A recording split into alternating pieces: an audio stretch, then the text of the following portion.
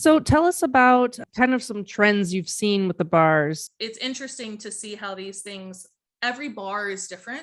They They're all choose pretty the custom. Like the Mhm. owners typically usually build them out. There's probably a thing now, like with van life, there's companies that, you know, There build are out vans, right? fabricators, but I would say, like you said, every single one is different, but we see a lot of balloons are a huge thing right now, being able to add balloons on the outside, the balloon garlands and everything.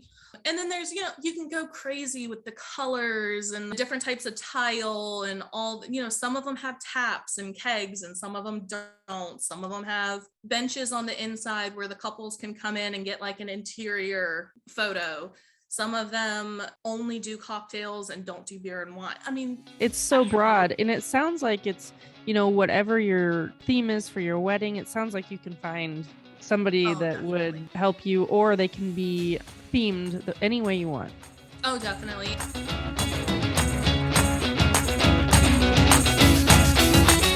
Hey there, thanks for joining us on the show today. We have Penny from Tipsy Tin. She's going to be talking with us about mobile bars and even some experience that she's had through the wedding industry. Hi, I'm Penny.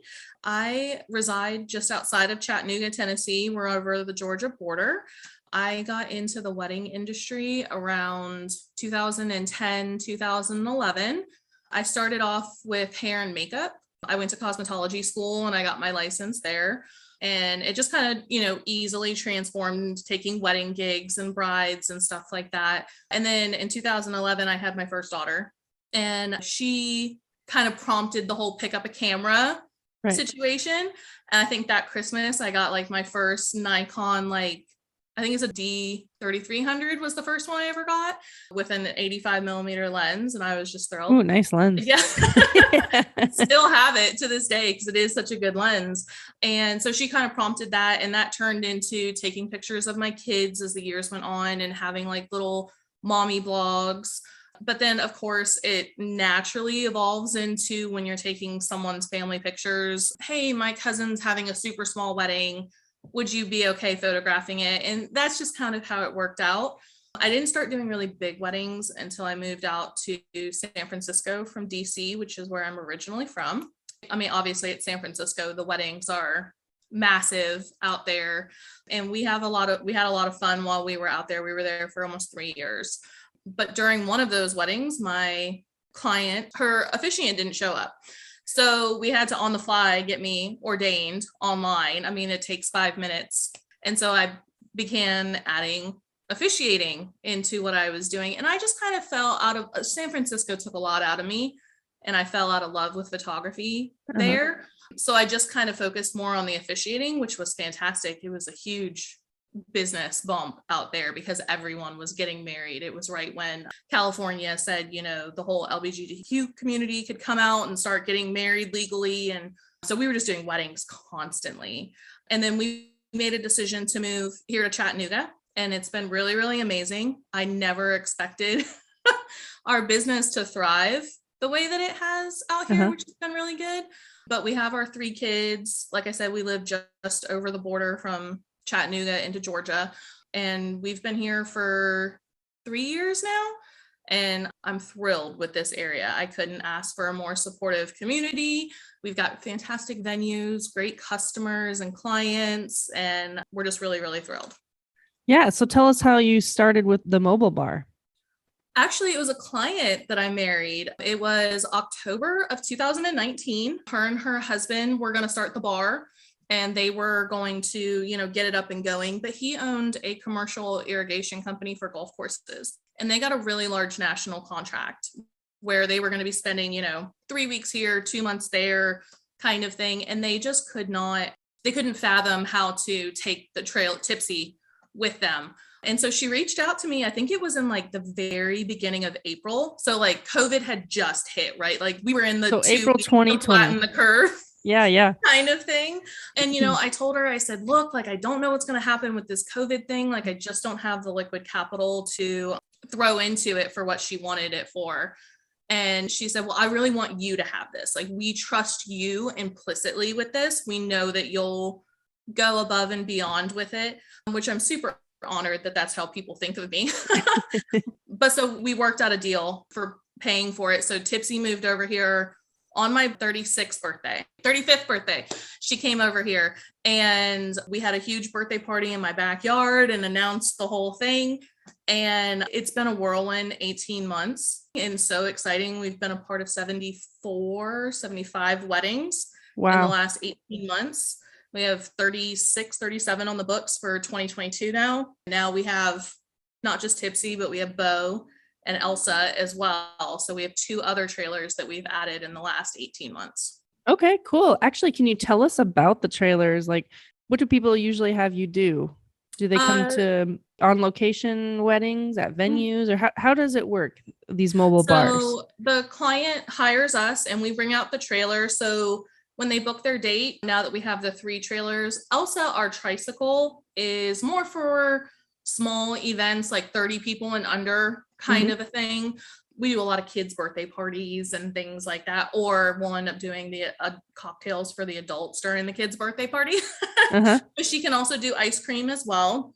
And then Bo is our much bigger trailer. It's a converted cargo trailer, whereas Tipsy's a converted horse trailer. So the client hires us. There's only about 3 venues in this area that we can't work with, and it's usually because they're on the side of a mountain. We can't take those steep paths with the trailers physically. You know, most of them have a flat parking spot. Some venues have gone above and beyond and built us our own parking pads, which has been really cool. Like I said, just super supportive and everything. But we typically do cocktails, wine, beer. We've had a couple of clients that they just wanted mocktails, so non-alcoholic versions. So like a blackberry fojito instead of a blackberry mojito kind of a situation. But we have a lot of fun playing with it and having a good time. Yeah. So do couples usually, let's say for a wedding, do they usually hire the trailer? You provide all of the beverages. It's kind of an open bar experience. Is that usually how it works? So every state is different. And obviously there's mobile bars all over the country. So I can only really speak to what we do here. So in Tennessee and Georgia, they have pretty strict liquor laws. So it's really like a dry hire service where the client hires the trailer, the service, cups, ice, everything through us. And then they are providing the alcohol. But we do all those calculations for them. We help them come up with the recipes for their signature cocktail. And so we're able to tell them you need X amount of vodka or tequila or triple sec or champagne or whatever's needed. So many bottles of wine. I mean, I can get it down to the can of how many cans of beer they need. But that's what works here.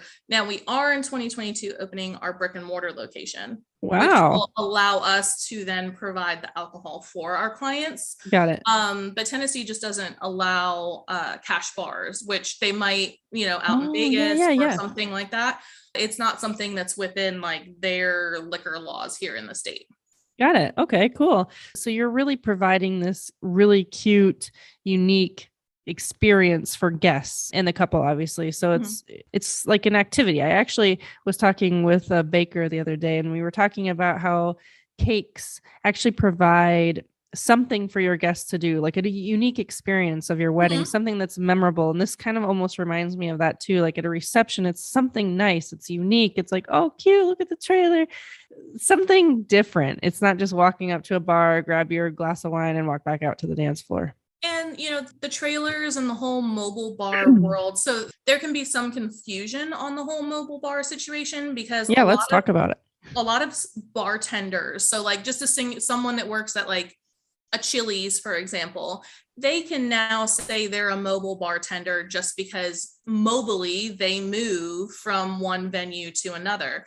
But that's not really the definition of a mobile bar. A mobile bar is literally a bar on wheels. So that's how it's classified. There is a big difference in mobile bartenders who's a single person and providing a service and just, they're setting up at like the bar that's within the venue on the inside, or they're renting one that like a wedding venue, or the client is purchasing through like a rentals company. They're providing the bartending service, whereas like the mobile bars like Tipsy and, all of the others that are across the country, I think I just estimated it. It was like there's like 18 or 1900. Oh, okay. Across the country. It's blowing up quite a bit, but I like to call it now, I actually just call it, it's a luxury service. Right. So it's not for everyone. And trust me, I mean, we're really blessed with our calendar being super full, but there are many times where I get emails from a potential inquiring client and they're like, wow, that's really just not in my budget, or I wasn't thinking it's that in-depth kind of a thing. Right. And I do recommend them. I say, hey, I know some great singular bartenders that are willing to just do something inside the venue, and that's totally fine if that's what you want to do. But this Tipsy as a whole, as well as the other ones that are like it, it's a luxury service and it's not for everyone, but it is a one-of-a-kind experience for your guests. I can't tell you how many times people walk up and they go like, oh my gosh, this is the cutest thing I've ever seen, or I would have never thought of this. Or I can't tell you how many times I'll be at a wedding and guests are like, oh my gosh, I follow you. Like I follow you on social media and I've never been to an event that you're at. And I just think this is such a cool concept. And it's crazy because here, like just within, me and Nashville and Knoxville, even down towards Atlanta, I think there's about 10 to 15 of us. Yeah. Some do more business, some do less business. A couple of them, or one lady that she was doing it up in Nashville, she just sold 3 of her trailers to someone else. So she sold off her part of the business and she's focusing more on like the mentoring and all of that for up and coming new bars, which is really fun too, because there's that aspect that we do as well as teaching other people how to do this. Yeah, that's cool. So tell us about kind of some trends you've seen with the bars in general. I mean, I think, how long have they been around, So Brittany and Aaron, who I got Tipsy from, they started building that out in 2018. Okay. And I believe Sarah, who is up in Nashville, who just sold her bar, she was one of the first ones. And I want to say she was like 2017, 2018. Okay. So it's still a relatively like new thing. It's not something that's, decades old or anything by that matter, but it's interesting to see how these things, every bar is different. Right. And how they're all pretty custom. Like the owners typically usually build them out, right? With their own. Yeah. There's probably a thing now, like with van life, there's companies that, there are fabricators. Right? Obviously, as with anything in the world, it's easier to DIY it yourself. It's still very costly, right? But there are a handful of like fabricators and manufacturers that will crank one out for you if you're willing to put 30 grand into it or something, right? But I would say, like you said, every single one is different, but we see a lot of balloons are a huge thing right now, being able to add balloons on the outside, the balloon garlands and everything. As far as like cocktails, the whole like garden to glass thing has become a really cool thing. With us specifically, we can do a Jack and Coke if that's what our clients want, but we also have a Tipsy menu and we release seasonal cocktails, spring, summer, fall, and winter. And we created our Harvest Hooch, which is now trademarked. People, literally will line up down a road at a wedding venue to get Harvest Hooch from us. I don't know what's in it. I know what's in it. Yeah. But I don't know what's in it, but they're like so obsessed with it, but it'll definitely be something that's on our menu as much year round as we can at our brick and mortar location. And then there's, you can go crazy with the colors and the different types of tile and all, some of them have taps and kegs and some of them don't. Some of them have benches on the inside where the couples can come in and get like an interior photo. Some of them only do cocktails and don't do beer and wine. The list is it's so broad, and it sounds like it's, whatever your theme is for your wedding, it sounds like you can find somebody that would help you, or they can be themed any way you want. Oh, definitely. And so we had Tipsy, and Tipsy's a horse trailer, obviously. How big is the horse trailer? She's about 10 foot long. Okay. And then she's like 7 foot wide, which is pretty standard for most trailers, but she's 1968. She doesn't even have a VIN number attached to her. She's vintage. She's a very sensitive lady. But then, when our books just got kind of out of control for 2021 and we had so many double dates, we knew very early this year in the springtime, we had to add a second trailer. And I really wanted to add another horse trailer, but because through COVID, people have found the mobile bar community. Right. They're a little It's harder to really find. easy to get into this business. It was a little bit harder to find, at least not one that wasn't having a lot of issues that I'd have to just put thousands and thousands of dollars into. So my husband was like, why don't we just do a cargo trailer? And I was like, no, I don't like that idea. I don't feel like people will get that. And I actually came across through Instagram a similar trailer to ours that we have for Bo in Florida. And theirs was a cargo trailer. And I messaged her immediately and I was like, so what's been the vibe? Have people, really loved this kind of look? And Right. she told me that people had, and that, it was their number one book trailer. And Oh. she was really, really happy with it. So we went down and we looked at a couple. I knew I wanted all black because I wanted like a Mr. and a Mrs. kind of vibe, as I think most mobile bars that go into duplicates do. And so we settled on Bo. And so he's bigger. He's 8 foot wide and 12 foot long. So he can do bigger events and things like that, which is fantastic. But even just the difference between those two. But actually, it's really funny because in 2022, Bo is booked more than Tipsy is. So interesting. It's just very interesting.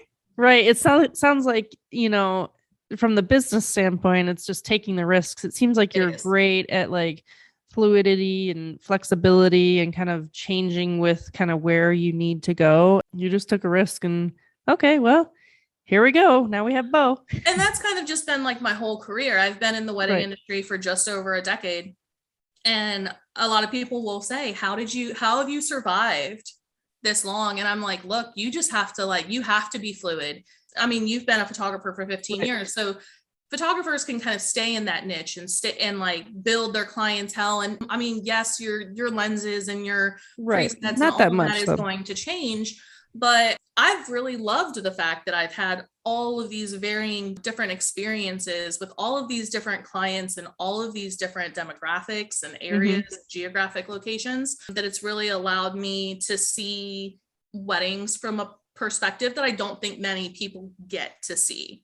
I agree. I think that you're right. People I've done something similar to you where I still do some photography, but I've moved away from it and I've started a whole other kind of segment of my business still within the industry. And I think that's fairly rare. I think that it's sort of in a way sad because people okay, I'm a hair and makeup artist. I can't possibly become a photographer. They just stop. Okay, they go on to something else, which is fine in both ways. But I think it's really unique that you've done so much in the industry and you're not afraid to kind of look at something and make it work. That's pretty awesome. So before people just, think in their head, hey, oh, my grandpa has an old horse trailer, that actually ran through my head. Yeah, I know. It does for everyone. Everybody kind of has it. Let's talk about it's not, as you've kind of alluded to several times now, while it sounds really fun and fancy and you're very blessed to have this change in career, it's still a lot of work. Yes. So just in general, I mean, anyone who's even worked remotely in any level of hospitality will tell you that alcohol is a very fine line. That would be my barrier. I'm like, yeah.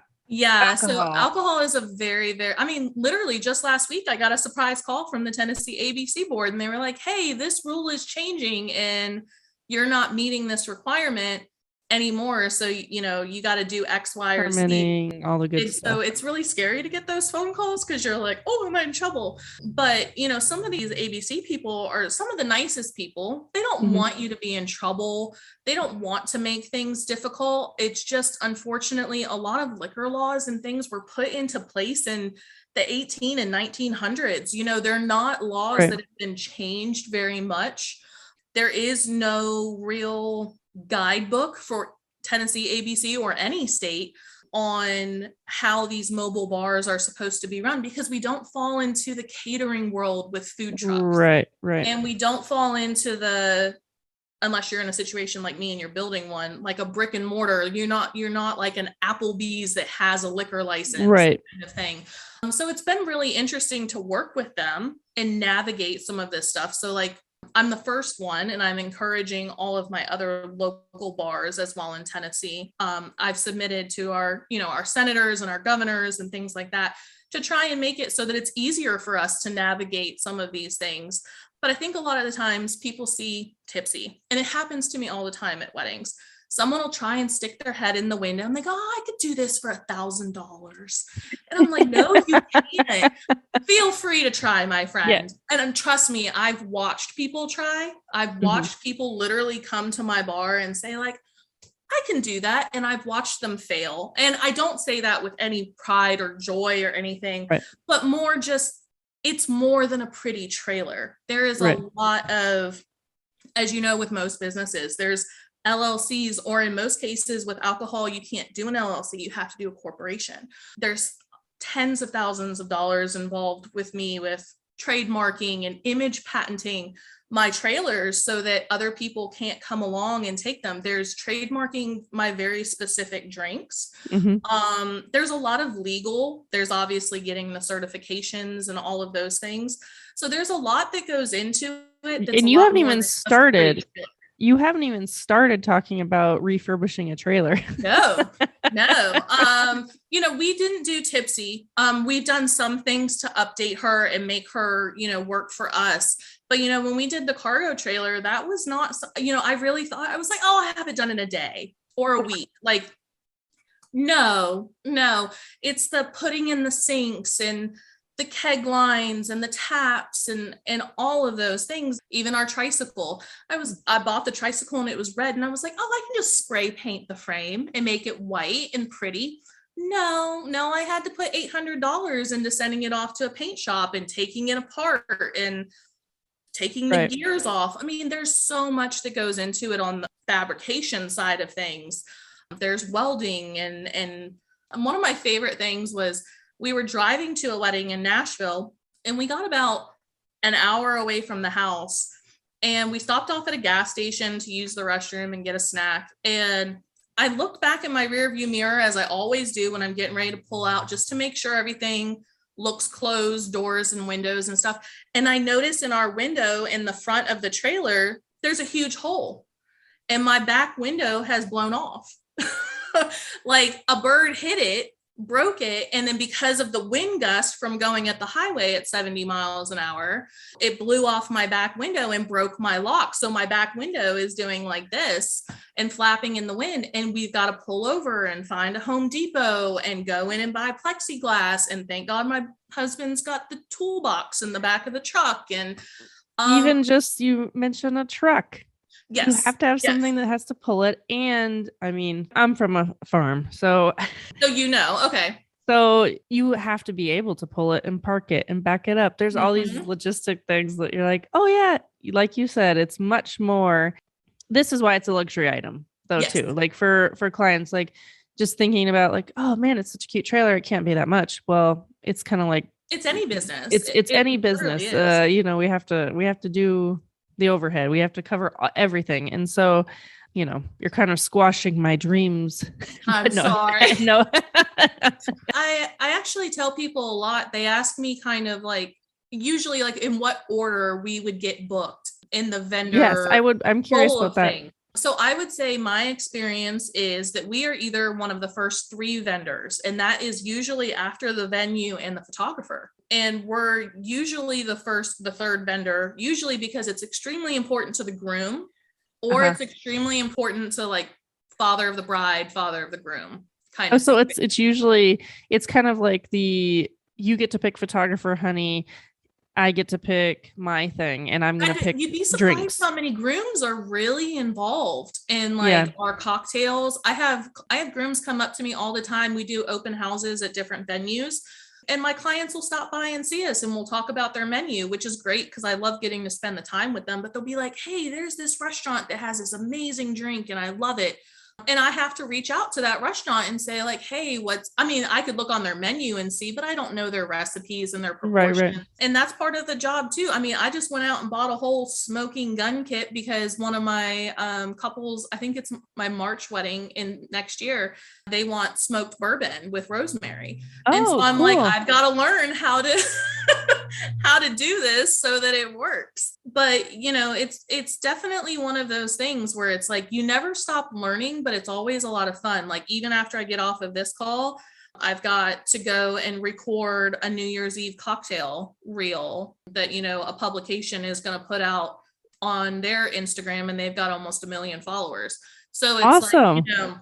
there's all these little things behind the Hmm. scenes that really build up. Well, But you didn't even touch on marketing. I mean, there's oh the yeah. other thing. So I'm part of a Facebook group that's for all of us like mobile bar owners. And a lot of them choose to make advertisements or have accounts with like the Knot and the Wedding Wire and stuff like that. I have not ever done that. Everything that we have done has been through Instagram or our social media presence, or word of mouth, or through vendor venue recommendations. We're really honored that so many venues have us on their preferred vendor list. So we're Yeah. usually contacted pretty quickly Right. after That's someone awesome. books, which is fantastic. But marketing, it's like any business. And I mean, this with photography or videography or anything like that. I mean, there's a lot of work that goes in behind the scenes. I've mentored about 30 new bars this year. I think actually like 8 of them have come to fruition and done Hmm. the behind the scenes work that I Hmm. talked with them about. But a lot of them just approached me and they're like, well, I saw this idea and it was really cute. So we built a trailer and I don't know what to do now. And I'm like, but you should have done all the other stuff before you Right. built a really cute, pretty trailer. So I think sometimes people, again, through social media, see this as like, this is a really cute little niche. And they don't think that it takes as much as it really does Right. behind the scenes. Yeah, I could totally say that. So, as we kind of wrap up here, tell us what your favorite cocktail you've made besides Harvest Hooch. I don't know. Honestly, this year I did a Halloween sangria, a spooky sangria with a blackberry wine. That was really good. Ironically enough, I don't drink a lot anymore. Obviously, when we're making the drinks and we're on site, I've got a taste test. Yeah. A margarita is still always going to be like hands down probably my favorite drink. We did a watermelon margarita earlier this year in March. The entire wedding went through 38 gallons. Oh. Yeah. So I think it was a hit. I think they enjoyed it quite a bit. But we did a winter cocktail, and it's vodka, elderflower liqueur, triple sec lime juice, and white cranberry juice. It's our winter cocktail. We're actually doing it for a New Year's Eve wedding this year. Oh, nice. That's probably my second favorite. But Harvest Hooch, from probably August through the end of the year, that's what you're going to catch me sipping on if I'm going to drink it at all. Yeah. Okay, cool. What has been the most fun experience you've had at a wedding, or the most unique? Or I know let's not go back 10 years. No, I mean, just at the bar, oddest, it wasn't even a wedding that I was at. My husband and my 2 lead bartenders were at that wedding. The skies opened that day. I mean, it was predicted to rain, but the skies just opened. But the bride, the groom, the family, the bridesmaids, I mean, I've got videos on my phone for days. They were just out there dancing in the thunder and the lightning, and they were just living. They didn't care. They just really embraced it. So while it was odd, it was also like, this is so incredibly fun that they just didn't care, because a lot of times, as you know, with weddings, rain is like the devil. People run from it kind of situation. But I think that's like a great sentiment to, just in general, kind of like, it's here, live in the moment of your wedding day and carry on and make the best of it, I mean, they were just out there twerking and drinking their Michelob Ultra and just like having a good old time. And my husband's just sending me the videos, and I was just living for it. I thought it was fantastic, because I think sometimes we're so structured in weddings. Most memorable moment would probably be I was at a wedding and I went inside to go get dinner from the caterer for my bartender, and I came out, and she's like trying to slam all the windows shut because a hurricane came. So we got that hurricane. It was like November last year. I don't remember which one it was, but we were just trying to slam everything shut. The whole inside of the bar is just covered in water. Napkins are destroyed. But you live with it and you figure it out. I mean, that's kind of that only bad part about this business is weather, hot, cold, rain, anything. You've just got to learn to survive it Right, kind of right. situation. But my favorite ones are just always just the couples when they come over and they take their pictures and Yeah, they're so happy and they hug us and they're so a lot of the times I get emails from my clients and they say, can you make this vendor recommendation right, right, or whatever the case might be, and we try to be as active in their right, day as we possibly can. We're not just your bartenders. We want to make right, sure you have a genuinely positive experience and your guests enjoy themselves and they're served efficiently and all that kind of stuff. But just at the end of the day, when they come up and they love on us and they say like, this was the best thing ever. I'm so glad I spent the money on it. And right, it right. validates me for spending all the money on it. But yeah, that's probably it. Awesome. Cool. Well, Penny, tell us a little bit about where we can find you. Yeah. So our most common one is Instagram. So it's just Mm-hmm. instagram.com/Tipsy Tin. Tipsy We're Tin. on Facebook. It's Tipsy Tin Chattanooga. Okay. And then we have tipsytinchattanooga.com is our website. So those are our three major platforms that we kind of operate off of. But if you check us out on Instagram, it's got everything linked and all And the actually all the pictures. visuals. We can see all the pretty photos, the pretty cocktails, all the Oh, fun stuff. 100%. 100%. Well, thank you so much for joining us today. Appreciated learning more about your experience in the wedding industry, how you've pivoted, and then also all about your mobile bar, Tipsy Tin. Yeah, thank you.